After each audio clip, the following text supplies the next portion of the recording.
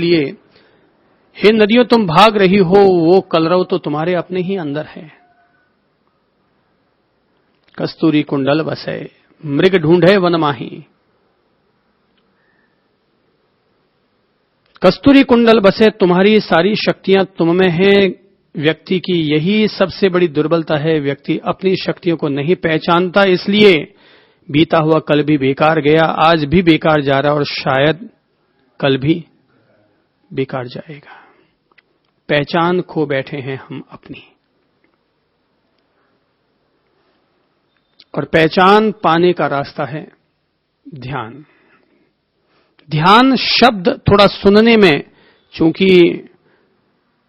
इसकी अनंत विधियां बन चुकी हैं तो थोड़ा सा बोझिल लग रहा है, लेकिन ध्यान कुछ नहीं है, दिमाग की खिड़कियों को बंद करके अपने आप में उतरना ही ध्यान है।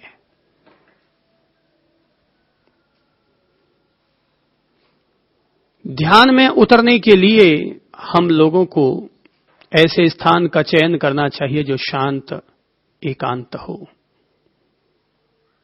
भीड़ भड़क्का ना हो, जहां बाहर के निमित्त हमें प्रभावित न करते हों। जब तक हम कच्चे खिलाड़ी हैं तब तक के लिए यह वातावरण जरूरी है। पक जाने के बाद तो क्या भीड़ और क्या एकांत, कोई फर्क नहीं पड़ता। हमें अपने आप को किसी शांत स्थान की तरफ ले जाना चाहिए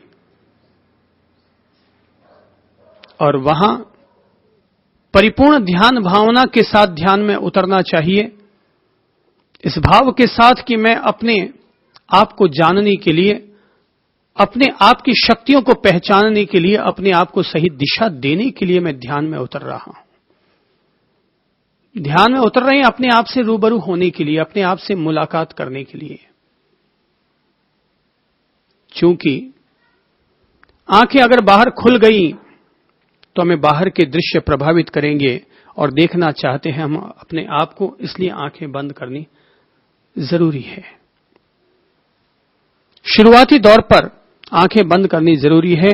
हमारी आंखें दिमाग की खिड़कियां हैं, हमारा दिमाग आंखों के जरिए सक्रिय होता है।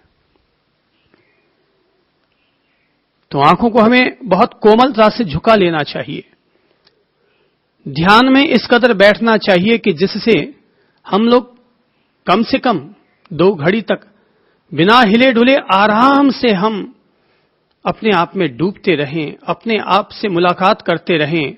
मन है तो मन से, तन है तो तन से, हृदय है तो हृदय से।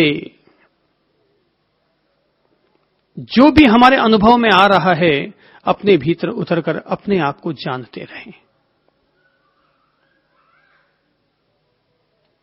हमारा दिमाग ज्ञान का द्वार है, हमारा हृदय अंतरात्मा का द्वार है, हमारा नाभि प्रदेश हमारे प्राणों का आधार है।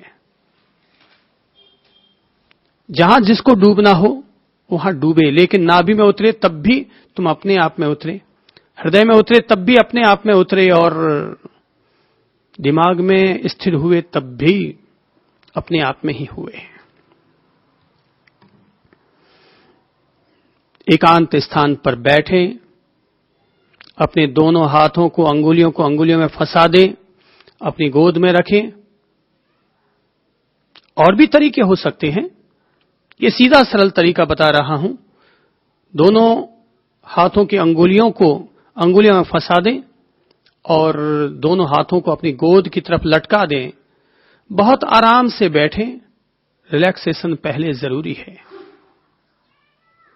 रिलैक्सेशन जरूरी है, इसलिए ध्यान में रिलैक्स स्थिति में बैठें। नए तौर पर जब पक जाओ तो फिर मुद्रा महत्वपूर्ण नहीं है, फिर तो किसी भी मुद्रा में ध्यान धरा जा सकता है, ध्यान किया जा सकता है।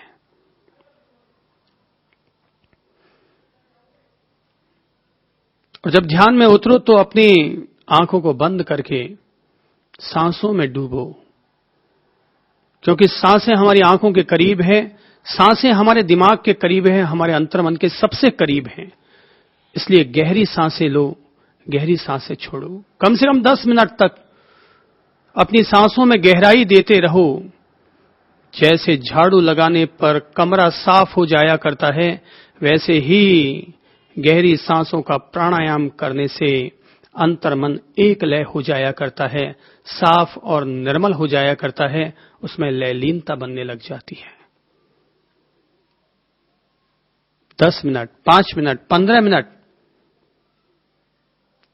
पुरुषार्थ जो हम कर रहे हैं, प्रयास जो हम कर रहे हैं, वो गहरी सांसों के साथ कर रहे हैं।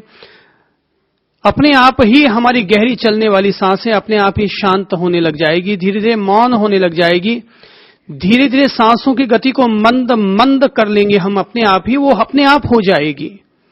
और जब सांसें मंद हो जाए तो खुद ब खुद पहले अपने दिमाग के द्वार पर अपने कदम रखना, अपने ललाट प्रदेश पर अपनी एकाग्रता साधना। एक ज्ञानी ज्ञान के करीब आया, एक ध्यान करने वाला दृष्टा अपने अंतर्मन के करीब आया। और यहां पर ध्यान धरने से जैसे ही एक लयता सधेगी, संभव है हम एक प्रकाश तत्व की भी अनुभूति हो सकती है, प्रकाश के लौ की भी अनुभूति हो सकती है। हो सकता है इससे भी आगे के और द्वार बढ़ सकते हैं। अगर ये ध्यान निरंतर निरंतर किया जाता रहे, यह अभ्यास गहन से गहन होता रहे, तो यही ध्यान हमारे लिए समाधि बन जाएगा, यही ध्यान हमारे लिए परम प्रज्ञा बन जाएगा, यही ध्यान हमारे लिए आत्मज्ञान का आधार बन जाएगा। जब पूरी लयलीनता बन जाए तो ऐसे साधक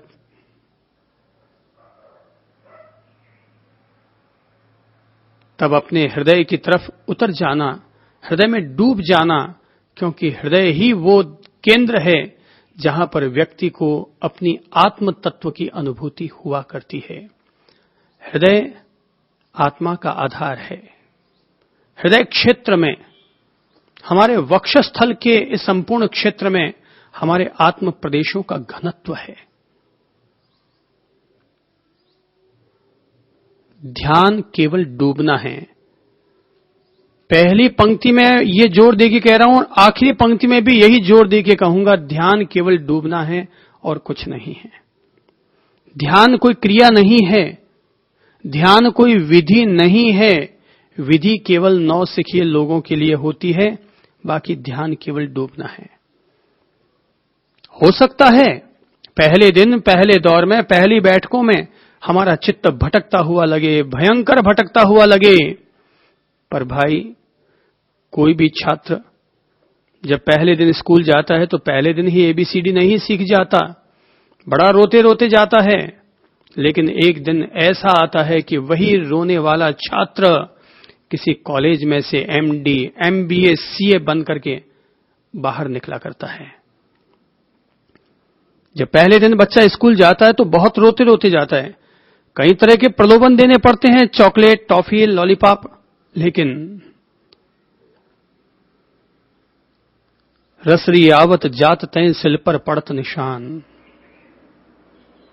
जैसे रस्सी के आने जाने से, जैसे रस्सी के आने जाने से कुएं की मेड़ के पत्थर पर भी दाग हो जाते हैं, वो पत्थर भी घिस जाया करता है, वैसे ही ध्यान करते करते व्यक्ति ध्यानस्थ हो जाता है। चित्त में चलने वाली चंचलताएं अपने आप मिट जाया करती हैं। चित्त में उठने वाले उद्वेग, विकार, वासनाएं, राग, द्वेष, मोह, माया, वैर, विरोध, दुख, दौर्मनस्य अपने आप ही हमारे चित्त से बिखरते चले जाते हैं। इनका बोझ अपने आप ही हमारे दिल दिमाग से दूर होता चला जाता है और व्यक्ति एक सात्विक शुद्धि, एक निर्मल प्रकृति को उपलब्ध होता है। जैसे एक गंदला पानी अगर उसके साथ छेड़छाड़ न की जाए तो गंदला पानी भी धीरे धीरे अपने आप निर्मल हो जाया करता है। कचरा नीचे चला जाता है, निर्मल पानी ऊपर आ जाता है। ऐसे ही ध्यान करते करते व्यक्ति अपने आप ही अपने मनोविकारों से ऊपर उठ जाया करता है और एक निर्मल स्थिति को प्राप्त हो जाया करता है। महावीर को 12 साल में निर्मल स्थिति मिली, बुद्ध को 6 साल में निर्मल स्थिति मिली। मेरे भाई बहनों, अपन ये तो कोई दावा नहीं कर सकते कि अपन लोगों को कितने वर्ष में ऐसी निर्मल स्थिति मिलेगी, लेकिन ये तय है कि भीतर की ऐसी शांत और निर्मल स्थिति ही ध्यान है। और अगर कोई भी व्यक्ति लगेगा लगेगा लगेगा तो लगते लगते ही लगन लग जाया करती है। लगते लगते ही कोई व्यक्ति प्राप्त कर लिया करता है, उपलब्धि को प्राप्त कर लिया करता है। करेंगे तो होगा, डूबेंगे तो होगा। राजचंद्र जैसे लोगों के भीतर जब ध्यान की लौ लग गई तो निकल गए वो ईडर की गुफाओं की तरफ और ध्यान में डूब गए। हां, जब तक ध्यान नहीं होता है तब तक पूजा करते रहो, प्रार्थना करते रहो, सामायिक प्रतिक्रमण करते रहो, लेकिन ये ध्यान रखिएगा ये सब बाहर बाहर हैं। भीतर से जुड़ने के लिए, भीतर को निर्मल करने के लिए आज नहीं तो कल ध्यान को अपनाना ही होगा, निश्चित तौर पर अपनाना होगा। राबिया वसी की वो कहानी हमेशा अपन लोगों को याद रखनी चाहिए कि जिस कहानी में कहा जाता है कि राबिया की सुई खो गई थी और राबिया उसको घर के बाहर ढूंढने लगी और भी फकीर और संत आए, उन्होंने भी ढूंढने में मदद की।